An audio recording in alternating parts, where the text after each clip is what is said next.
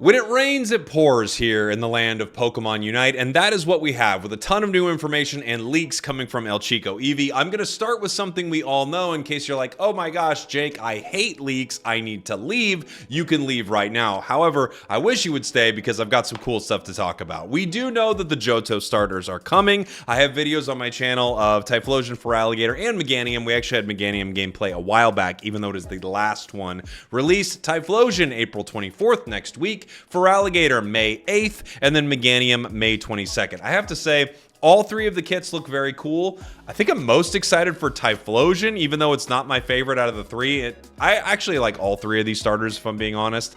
I know there's some Meganium haters out there in general, but I think all of these are very cool. The kits look cool, so I've got gameplay of that on my channel if you want to check it out. That is also from El Chico Eevee, who leaked it. Now we know the dates. This is official. Now I'm going to jump into things that are not official, but I have to tell you, El Chico Eevee, if he was a baseball player, every team would be trying to pick him up because he's batting almost 1,000 with everything he's ever shown. Very few changes from the leak. So let's dive into some big announcements. And what we're going to be talking about are the next battle passes, the next skins, the next few Pokemon coming, which is maybe not a shocker to some, but we see a trend starting to emerge. Let's get into it. First, we have our next battle pass, Elegant Style Espeon. And you can see it frolicking around here with Sylveon, looking very cool. So Sylveon obviously was used as the first treasure chest skin, and now we have Espeon here as the battle pass. This is probably why we saw some Espeon buffs, even though I don't think it desperately needed... Ooh, Unite move looks pretty sick there. Even though I don't think it desperately needed buffs, but it's how it goes sometimes in Pokemon Unite, isn't it? Got the recall animation here, heading back home, looking pretty beautiful. I think the Unite move is impressive, and the KO animation looks pretty nice. I always wish, like, if we added move sets onto these, I feel like every battle pass would actually be really, really cool. But nice KO animations, nice little battle pass from Espeon. The next one actually shocked me, and that is going to be Urshifu for Battle Pass 42. Expect some Urshifu buffs, even though I don't think it's crazy. It's already getting some play in competitive, so watch out for this thing. I think it's going to be very, very mean once it gets its battle pass, and it's looking pretty sick. However, I already have the icy one. I don't remember the name of it, like the Frosty Guardian or something like that. There's no way that's what it's called, even though that's what it is. I already have that, which I think is amazing and has move effects. However, this does look pretty cool, and I like them showing some love to Urshifu because I think it's been a while since it's been a super prominent Pokemon. And the next Pokemon coming to the game, or at least Pokemon that are coming to the game, we don't know if they are next, are going to be Quaquaval and Skeledirge. So yes, we have the Johto starters, and they are moving right in to the starters from Gen 9. An interesting move. I think it would be cool to have more Pokemon than just starters in the game, even though I think they often do the starters pretty well. I think a lot of people have a lot of love for Paldea. I know I love these Pokemon. Quaquaval, I think, is super underrated, and Skeledirge is kind of sick. I'm curious to see exactly what they're going to come into the game as. If you have an idea of what their move sets will be, let me know in the comments. Obviously, we kind of know like what their signature moves would look like, right? But how they would work in Unite and what roles you think they would be. I could see Quaquaval as an all-rounder. I could also see it as a speedster, which I would prefer. And then I think we're definitely looking at attacker for Skeledirge. But again, I'm open to interpretation, so let me know what you think in the comments. More stuff coming. It looks like we have outfits, of course, for the anime, which I'm surprised by, but I do think is very cool. The journey starts today, as they say. I don't know exactly what they're going to look like in Unite, inside Pokemon Unite, but we do know that there's going to be a whole campaign with Gen 9, it looks like. So we've got outfits and we've got the Pokemon coming. This is lining up to be pretty close to anniversary, but I think it's going to be before it by a few months. So we've got Johto, we've got Paldea, and then I don't know what anniversary looks like this year. Also from Eevee, we see there is a brand new Gardevoir Holoware, which is kind of like...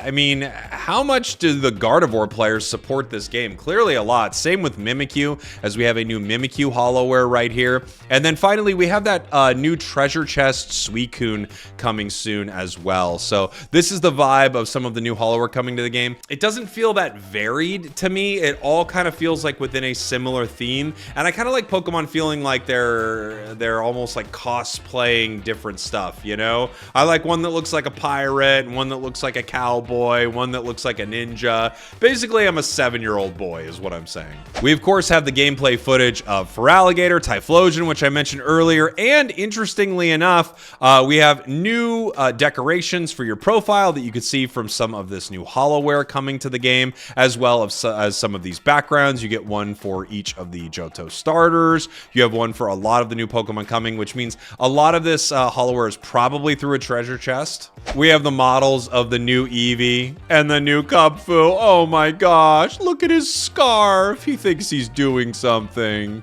We also have new lobby backgrounds, a circus. A lot of my solo queue allies could use that one. We have this kind of like cool, more ethereal look right here. And then we have this this room, I think, is where the other Espeon was in. So we have these as background options coming soon. Obviously, those are all premium. We have new profile pictures for Meganium, Typhlosion, and Feraligator coming. We also have new UI customization. This is on mobile, by the way. So if you have this Dragapult, you can get this for your auto attacks on mobile. New clothing coming to the game. You can look like all of these things, which again, I think are all...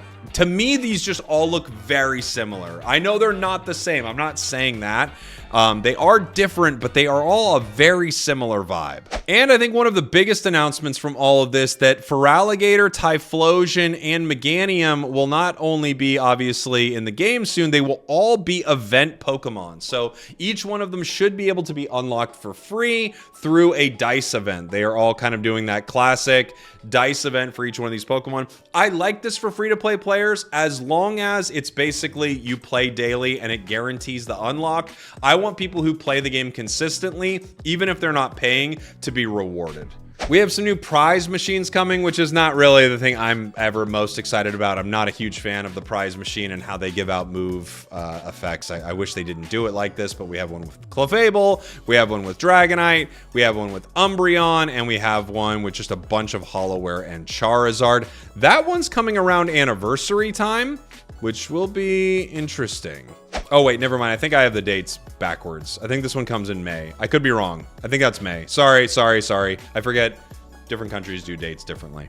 Can everyone just do exactly what the US does? Please? I'm too dumb to figure it out. Next, we have some new skill effects coming to the game. So this is what Umbreons are going to look like with the new set. This is right here. We have what Espeons will look like with the new set. I do think it's unfortunate that we see an Espeon Battle Pass and we know there's going to be a moveset pass. Just put it in the battle, like, give people a lot of value for the battle pass, please. Give them the moves. It doesn't seem that crazy to me. I know, I'm a broken record. So again, we have a ton of stuff going on with Unite, and this doesn't run into Anniversary, which really makes me wonder, what are they going to be showing around Anniversary? What are they going to be showing around Worlds? A lot of these Pokemon, I think every single one of them will be playable at Worlds.